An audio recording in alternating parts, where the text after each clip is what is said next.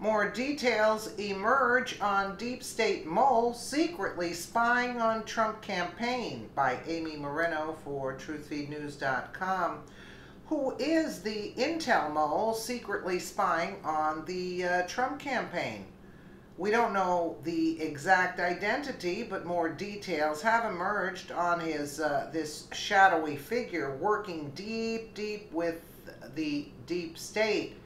Apparently, this person is someone who would work closely with other nations, and the DOJ and FBI are desperate to keep this person's identity a secret from the American people.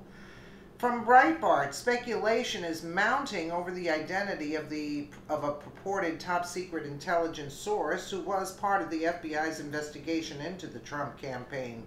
Such a source was first confirmed last week by leakers to the Washington Post. The leakers told the Post that senior FBI and national intelligence officials tried to stop House Intel Committee Chairman Devin Nunes from receiving information that could endanger a top-secret intelligence source. The leakers also revealed the source is a U.S. citizen who has provided intelligence to the CIA and FBI. They also revealed that providing the information about the source could damage relationships with other countries that serve as U.S. intelligence partners, meaning that the source likely worked with other nations. Their panic was reportedly set off by a recent request for the information from Nunes to Attorney General Jeff Sessions on April 24th. The Justice Department initially rejected his request, but acquiesced, providing him with the information last Wednesday. Yeah, and what did we hear about since last Wednesday about who the person is, or what's going to be taking place? We haven't heard anything. Despite claims that releasing the information would endanger lives, House Speaker Paul Ryan told reporters on Thursday that the request was wholly appropriate and overdue.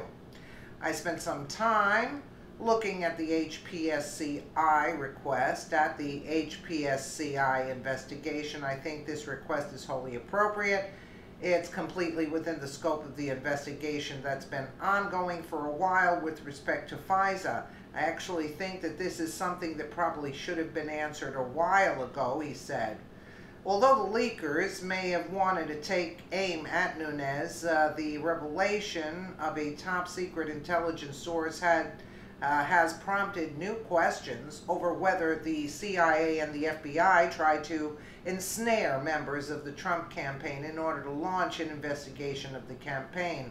Wall Street Journal's Kimberly Strassel, who believes she has identified the source based on the leaks and her own reporting, told Fox News on Friday.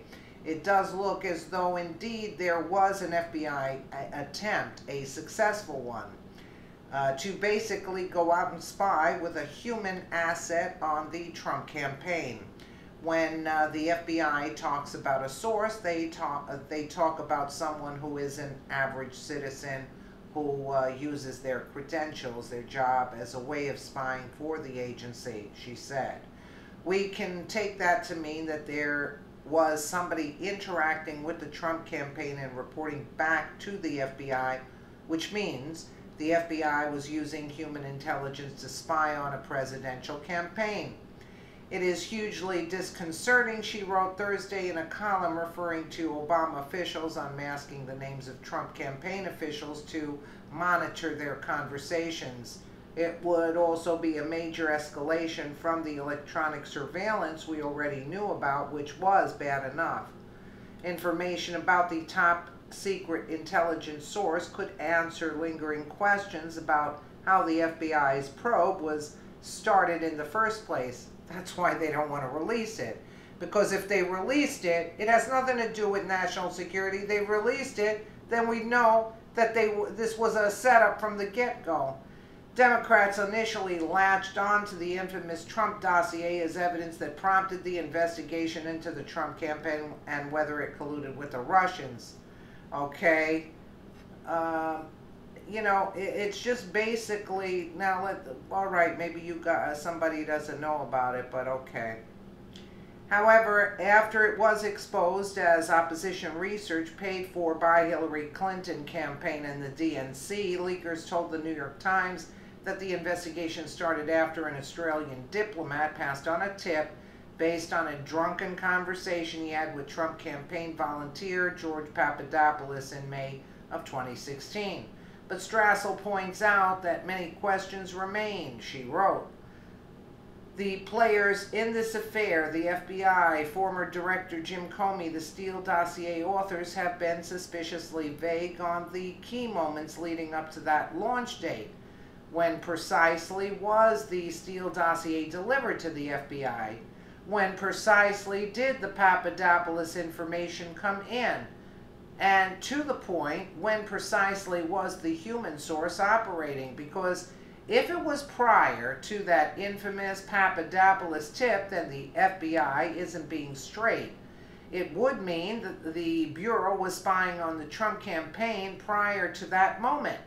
And that in turn would mean that the FBI had been spurred to act on the basis of something other than a junior campaign aide's loose lips. Strassel said if the source predates that tip on Papadopoulos, things could get very uncomfortable for the FBI. She urged President Trump to move to declassify everything possible. It's time to rip off the Band-Aid, she wrote. Speculation by watchers of the Russia investigation is honing in on two shadowy figures whose names have come up during the investigation, Joseph Mifsud and Stefan Halper.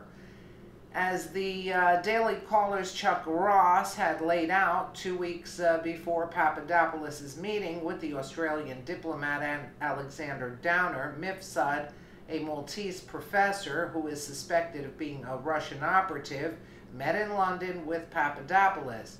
Mifsud first told Papadopoulos that a Russian government official had told him about stolen Clinton-related emails.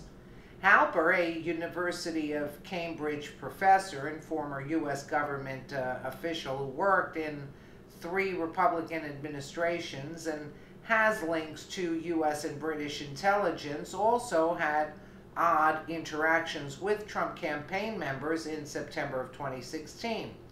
Halper contacted Papadopoulos about writing a policy paper on Israel and Israeli and Cypriot energy issues, paying Papadopoulos $3,000 for it and covering the cost of a trip to London. During the trip, Halper asked Papadopoulos about Russia and emails, according to the Daily Caller. Halper also approached Carter Page, inviting him to attend a symposium at Cambridge in July of 2016, days after Page was to return from speaking in Moscow. Halper also works closely at Cambridge with a former head of British intelligence, Sir Richard Dearlove. Another campaign official said they were contacted by and met with Halper several days before he had reached out to Papadopoulos. Halper's outreach to Trump campaign members is strange, given that Halper had endorsed Hillary Clinton for president in November of 2016 in an interview with Sputnik.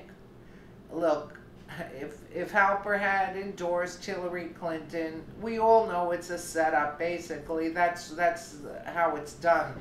They set Trump up from the get-go, and I'm more than sure they were spying on him before the dossier. They saw they didn't have anything on him all that time that they were spying on him, so they come out with a dossier to get him that way, because they didn't find anything. They were spying on him from day one. How much you want to make a bet? That's my opinion there, but how much you want to make a bet that they were spying on him from day one? Since they didn't find anything, they came out with the dossier, bottom line. That's how it seems, and that's why these people are connected with Hillary, you know. And Page also was connected to Bill Clinton, Carter Page. So what does that tell you?